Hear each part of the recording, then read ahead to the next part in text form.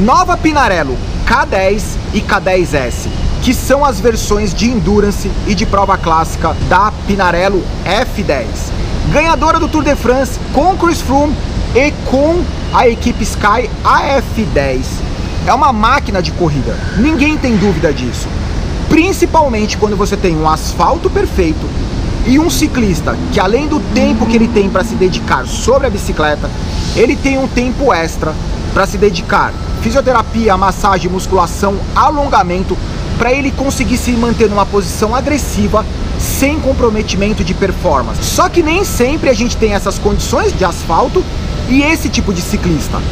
Pinarello K10, versão de Endurance, você consegue ter o mesmo nível de performance em superfícies mais irregulares. A Pinarello K10, quando comparada com a F10, se você tirar a pintura das duas, é muito difícil identificar qual que é a diferença. Elas são bem parecidas. A K10, ela continua perfil aerodinâmico, diferenças de geometria, um stack um pouco mais alto, um head tube um pouco maior, um top tube um pouco menor, que faz com que você tenha uma posição um pouco menos agressiva, com um chainstay mais longo, ou seja, um entre-eixos mais afastado. Todas essas características combinadas, você tem uma bicicleta que ela tem uma performance muito melhor em situações variadas. Essa é a K10, que na minha opinião, 90% das pessoas elas vão ser muito mais beneficiadas por uma bicicleta com as características da K10 do que as características da F10, que de novo é uma bicicleta fantástica,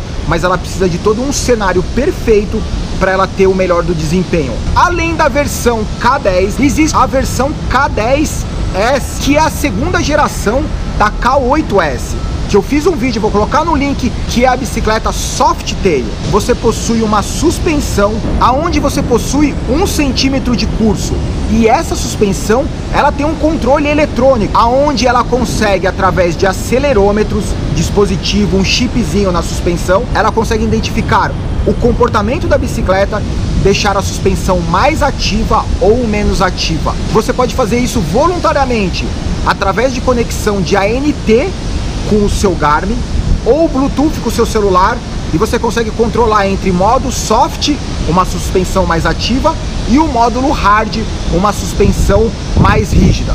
Eu sei o que vocês estão pensando, eu concordo que hoje em dia é muito difícil distinguir o que é apelo de marketing e o que é benefício real da bicicleta, o que vai entregar performance. Mas a gente também tem que considerar qual é a intenção de uso da bicicleta. Na Europa, a cultura de provas clássicas é muito grande. Strade Bianche, Paris-Roubaix, Tour de Flandres, 200 km em superfície regular, paralelepípedo, durante o inverno, com certeza todo mundo que pedala de road bike, após 100, 150 km numa superfície regular, todo mundo vai desejar uma bicicleta que tenha um sistema de diminuição de vibração.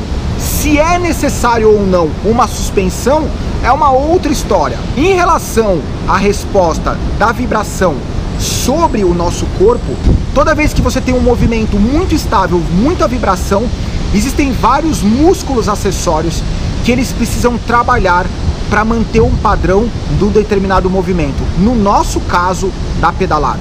Quando você está num asfalto perfeito, o seu movimento ele é muito mais estável, gera muito menos estresse.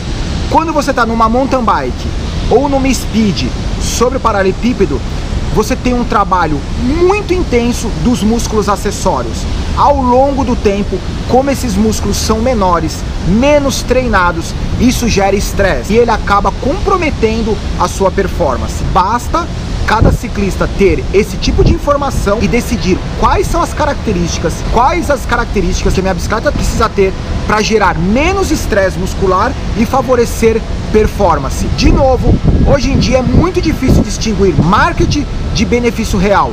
E através desse tipo de vídeo eu tento dar uma ajuda para fazer com que a escolha se torne um pouco mais fácil. Isso aí, independente de qualquer coisa, a bike é muito bonita.